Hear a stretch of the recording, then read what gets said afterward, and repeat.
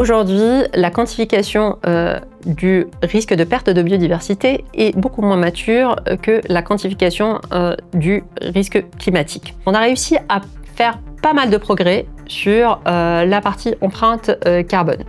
Soit parce que les entreprises commencent à discloser d'une manière assez précise et relativement homogène au sein d'un même secteur, soit parce qu'on arrive à modéliser d'une manière assez précise les émissions des entreprises ou les indicateurs de performance climatique des entreprises à partir des données des actifs dont on dispose. Cela nous permet d'avoir des éléments quantitatifs assez satisfaisants sur la partie empreinte carbone.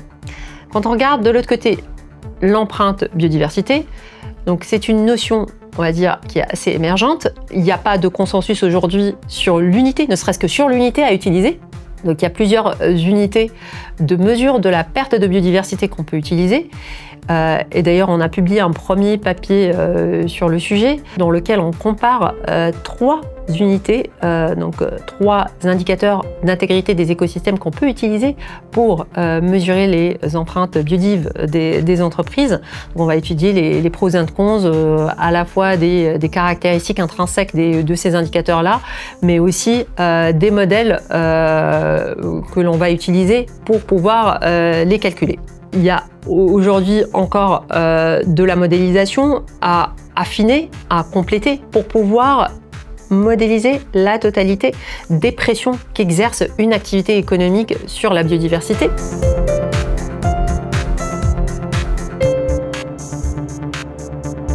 Pour quantifier l'empreinte biodiversité d'une entreprise, on a besoin de données environnementales qui comprennent évidemment les données des émissions, mais d'autres indicateurs environnementaux. On va avoir besoin par exemple de la quantité de sols utilisés et de qualifier aussi l'usage de ces sols-là par l'entreprise.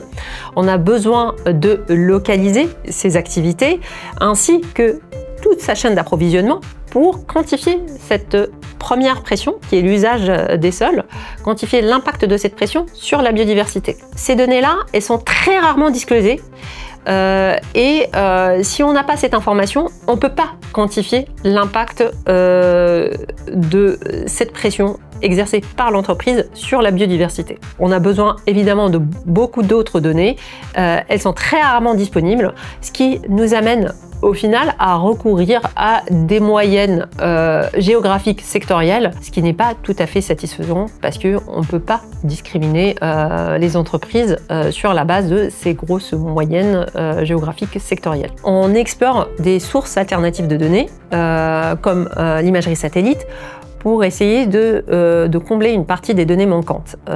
Donc aujourd'hui, grâce à l'imagerie satellite par exemple, on peut évaluer l'usage des sols à différentes dates. Donc ça nous permet d'avoir cette donnée-là, même si pour pouvoir complètement l'utiliser, il nous faudrait la localisation des actifs des entreprises et aussi idéalement la localisation des actifs de sa chaîne d'approvisionnement pour pouvoir avoir une évaluation complète de l'impact de cette entreprise sur les différents écosystèmes sur lesquels elle s'exerce. Donc impact direct, donc au travers de ses activités directes, mais aussi de sa chaîne d'approvisionnement, ce qui va nous quantifier l'impact indirect.